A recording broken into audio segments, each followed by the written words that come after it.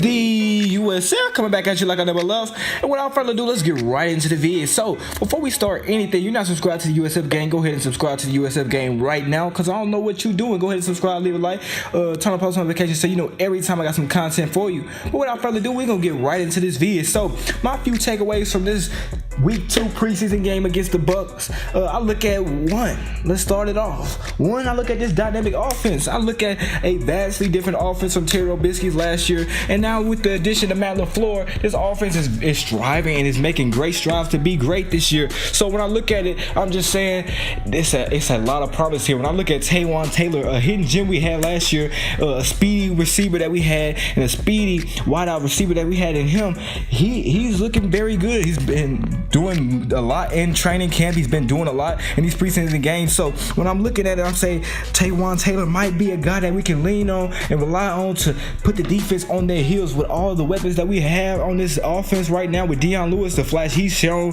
the past 2 games, or really this game, we can see what kind of safety blanket he can be for Mariota. And we look at the addition of Corey Davis coming back with Shard Matthews, with the Delaney Walkers. So this wide receiving core can be very good. And I look at Derrick Henry, who can run the ball, and this offensive line, I feel like our offense is going to be straight. We've scored 2 touchdowns in the last last week's song, so it only took us 3 drives. So it's a lot of progress shown on this offensive end when I look at that. So we're gonna move on to number 2.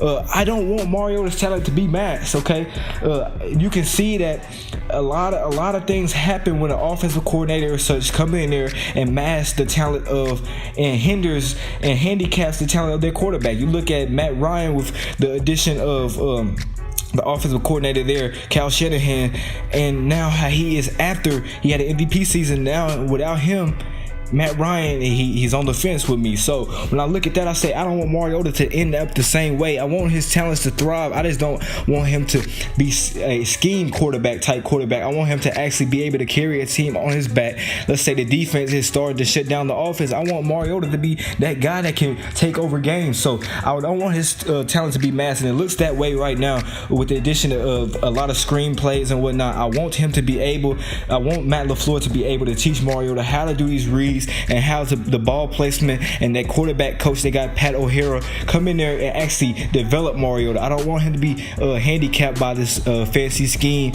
and this high-powered scheme. So when I look at it, I just say Mariota can't be masked. Okay, he has to grow.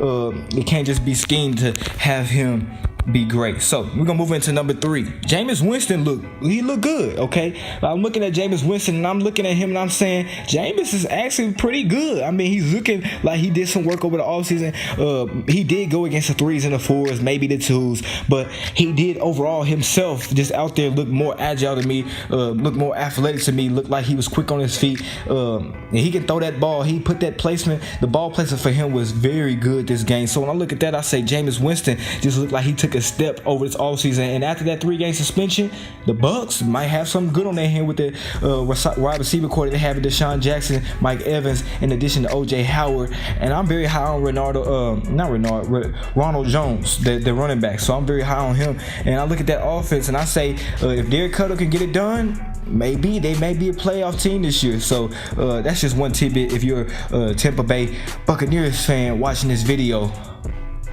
So we're gonna move on to number 4. 30 points in back-to-back weeks. Should we be concerned? I don't think so. I see a lot of promise at both sides of the ball. Aside from that play that Malcolm Butler led on last week, that deep ball play, the deep ball, I'm very concerned about that this year. I hope that we continue what we had last year and don't allow the deep ball downfield. So I'm looking at that, and that's something that very concerns me. But overall, I really see a lot of promise. It's just the 2s and the 3s, the backup, the little depth and whatnot is really hindering us. So I would like to see some more progress out of them, maybe game 4 when they get to play a lot, because we do need to rely on depth. Depth will win us a championship.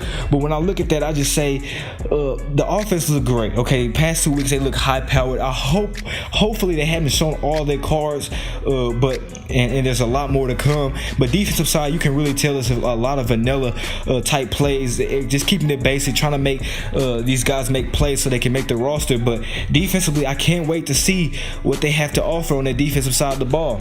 When you look at Dean Peace's defense, there's a lot of promise, because the way people are talking about it, the way the players are talking about it, like Dean Pease has something up his sleeve. So I'm looking forward to see that week 1.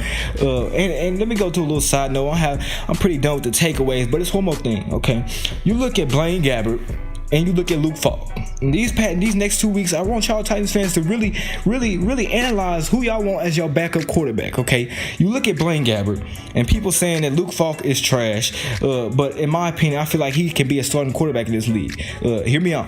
You look at Blaine Gabbert, and Blaine Gabbert has a big arm. Okay, he's prone to make a lot of mistakes, and people think that the Blaine Gabbert we got is the one that beat us last year. Okay, keep in mind that we didn't get beat by Blaine Gabbert. We got beat by the kicker. Okay, Blaine Gabbert didn't score a touchdown that game, and that concerns me as having him on our team as a backup quarterback, where we need touchdowns. Okay, we need at least 1 or 2 to keep us in the game. So I'm looking at Blaine Gabbert, I'm looking at Luke Falk. When Blaine Gabbert is in the game, it is hard for me to watch the game. I mean, you look at Blaine Gabbert, and he has a strong arm, can make a lot of nice throws, but his progressions down the field, he has to keep that ball moving, and they do a lot of passing with him on the field, and he just can't get it done. So that's something I look at and it concerns me. But Luke Falk, I'm very high on. People saying that he can't throw the deep ball, which he can't, but the short to intermediate passes is how people make their money in this league right now. Look at Jimmy G, he did that against us last year. Short to intermediate, especially in this system where Matt LaFleur is coming from a Kyle Shanahan offense.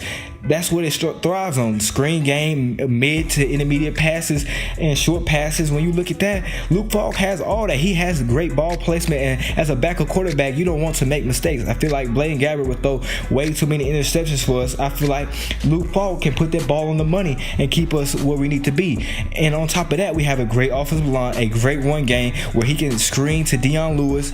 And you look at that offensive line, like I said, and with the addition of how hyped this defense is supposed to be, he can play behind a good defense and have that ball placement and not lose us games. As a backup quarterback, you don't want him to lose games. You want him to keep us in games and have a chance to win them. And just rely on your defense, rely on your run game. We have 2 great running backs and a great offensive line. So Luke Falk back there I feel like would be the move, in my opinion, because of how his skill sets fit this offense.